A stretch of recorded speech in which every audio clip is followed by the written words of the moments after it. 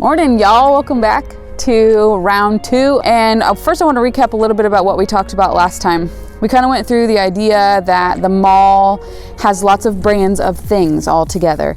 And there are lots of brands of people, if you will, reputations that we hold, people that have different reputations. And so we group them in.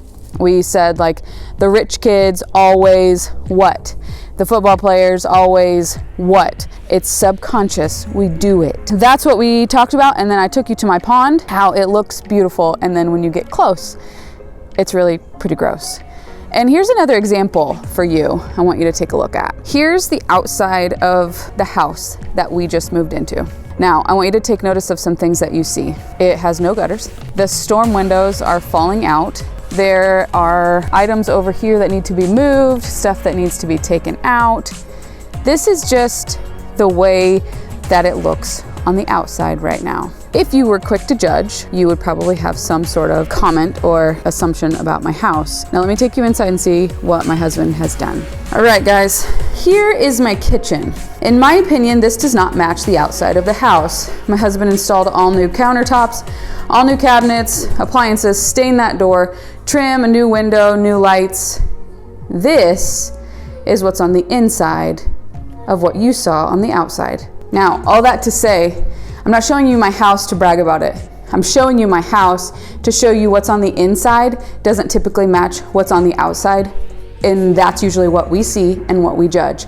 That's how we group people, from the outside, not by what's in their heart. Now, I'm gonna take you into my woods and we're gonna talk about a story about Jesus. Welcome to our woods part of it on our property. Just a little bit where Charlie likes to play. And this is where we're gonna be for just a few minutes. I wanna tell you a story about Jesus and how he handled a situation with a woman who'd been caught in the act of adultery. So you're probably familiar with the term the Pharisees, and they were a group of religious leaders who had the brand, the reputation of having a lot of pull and having a lot of say and knowledge in the world of the law and the Bible. There was a time that Jesus had been in an encounter with them, and he was in the temple teaching a group of people, and these Pharisees decided, hey, it's a really good time, let's take this lady to Jesus. And this is what happened. They came in and they said, Jesus, this lady has just been caught in the act of adultery, and the law of Moses demands that we stone her. What do you say? This is a trap, because they're trying to prove that Jesus is not real. Try to prove that he's a phony. Okay, and so they say that. And they think one way he's going to deny the law of Moses, and the other way he's going to have people turn on him. What's he going to do? And so this is what Jesus does. Jesus leans down and he writes in the dirt. And they say, what are you going to do? Right? They asked Jesus, what do you say that we should do, Jesus? And he stood up and he said, Who's going to throw the rock? Whoever hasn't sinned, you throw the first rock. Do you know what they did? They all ran away. They all ran away.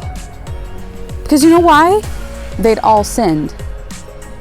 They all sinned. And that's the same with us. We like to condemn people. We like to say these negative things about people. We like to put them into negative categories and not even think about ourselves. So then Jesus says to the lady, after he notices that all the people are gone, he says, where are your accusers? Did any of them condemn you? And she said, no, Lord. And he said, well, neither do I. Now go and sin no more. And he released her in freedom and said, go and sin no more. What if we filled in the blank with a loving thing instead of the negative categories that we do?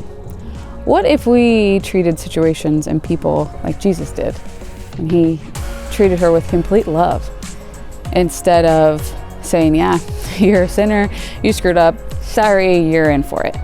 No, he said, go and sin no more. And Jesus is way different than us, clearly, right? We have no right, we have no way, we have no ability to judge people. None, zero, nothing. But yet we take it upon ourselves to do it all the time. My challenge to you is handle people with love. When you catch yourself starting to categorize people, maybe you could try to revert your attention. Try to redirect your thinking process to something positive.